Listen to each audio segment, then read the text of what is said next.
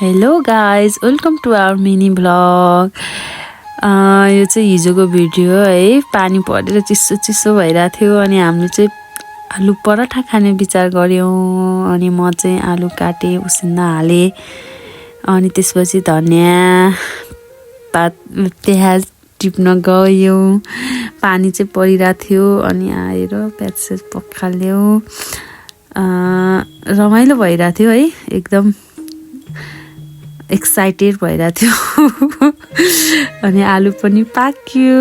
अनि आलु पाकेपछि पिठो मुस्न तयारी गऱ्यौँ। पिठो चाहिँ हामी चाहिँ धेरैजना नभएको भएर थोरै पिठो मुस्यौँ।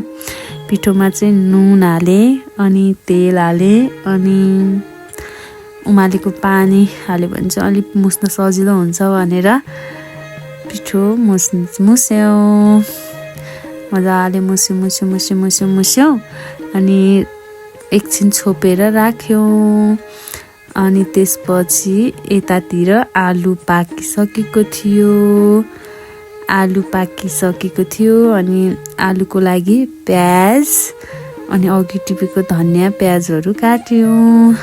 अनि त्यसपछि आलुलाई केलाएर आलुलाई मिचेर पराठामा हाल्नको लागि रेडी गऱ्यौँ। त्यसमा चाहिँ नुन, हल्का धुलो खुर्सानी अनि मसला हाल्यौँ।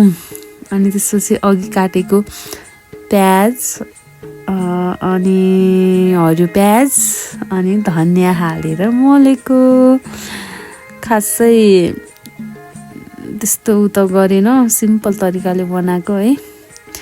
जाडो मौसममा के खाने जस्तो भएर अनि यसो बनाइदिएको। ठिकै भएको थियो है, रमाइलो भएको थियो। अनि मिठो भएको थियो।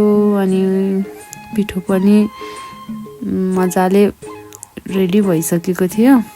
अनि त्यसपछि म बेल्न थालेँ, तर सोचेको जस्तो त्यति राम्रो चाहिँ भएन है।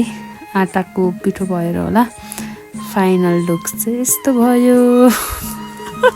मिठो थियो पराठा। देख्दा यस्तो भयो नि, टेस्ट चाहिँ मिठो थियो।